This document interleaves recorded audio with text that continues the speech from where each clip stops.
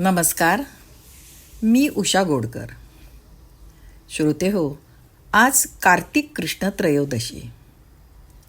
समस्त वारकरीजन तसेच गीता ज्ञानेश्वरी अभ्यासकांच्या प्राणांचाही प्राण असलेल्या ज्ञानेश्वर माऊलींच्या संजीवन समाधीचा हा दिवस. या दिवशी माऊली आपल्या निजस्वरूपात जाऊन मिळाले म्हणून हा महान मंगल दिवस होय. आज माऊलीने समाधी घेऊन 727 वर्षे पूर्ण झाली आहेत. 727 वर्षापूर्वी आजच्या दिवशी कोणकोणत्या घटना घडल्या होत्या त्याबद्दलची पार्श्वभूमी आणि त्या घटनेचे निरूपण आपण ऐकूया. संतांचे संत, अवघ्या संतांची माऊली, ज्ञानियांचा राजा आणि योगियांचाही राजा ज्ञानेश्वर माऊली. रससिद्ध महाकवी, महान तत्वज्ञ, विश्वात्मक विचार करणारा भूतदयावादी संत ज्ञानेश्वर माऊली. पूर्ण ज्ञानाचा आविष्कार, कर्माला ज्ञानाचे डोळे आणि भक्तीचे अंतःकरण देणारा, अनेकानेक दैवीगुण संपन्न, लोकोत्तर व्यक्तिमत्व असलेला पंढरीनाथांचा लाडका भक्त ज्ञानेश्वर माऊली. उपजताची ज्ञानी असलेल्या माऊलींचे सगळेच अद्भुत होते.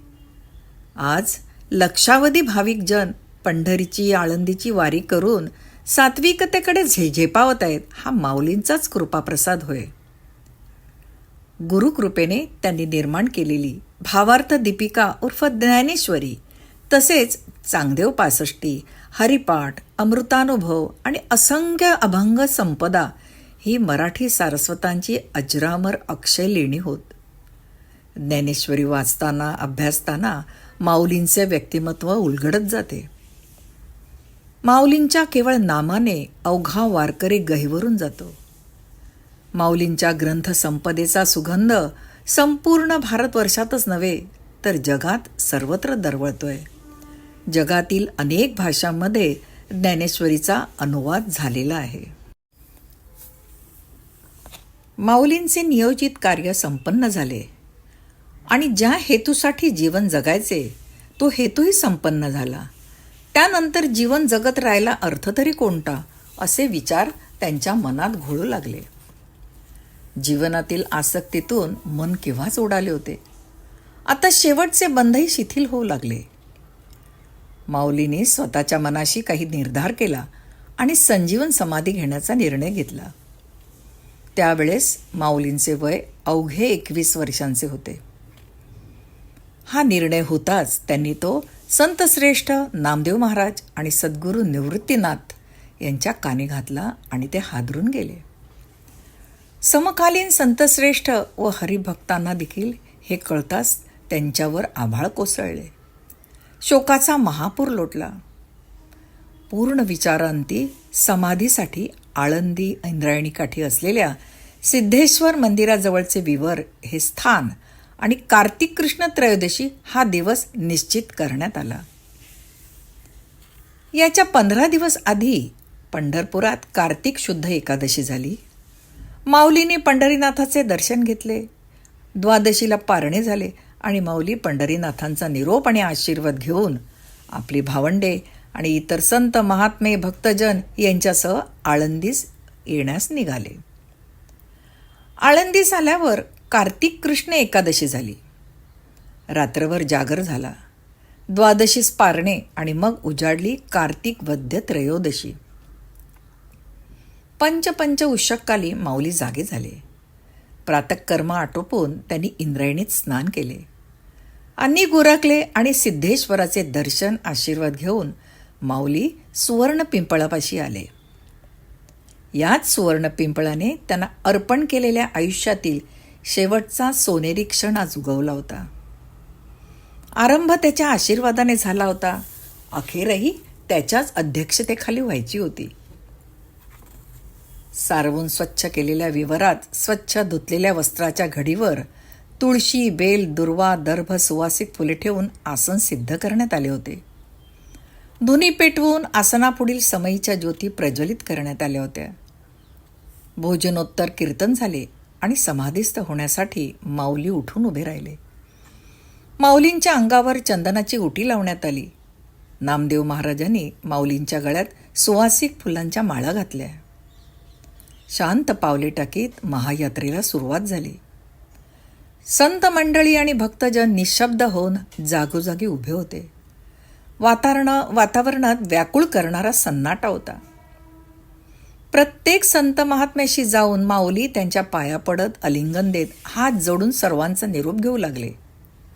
विसोबा खेचर, चंगावटेश्वर, गोरोबा, सावतामाळी हे सर्व महात्मे शोकाकुल होऊन माऊलींच्या चरणावर कोसळत होते.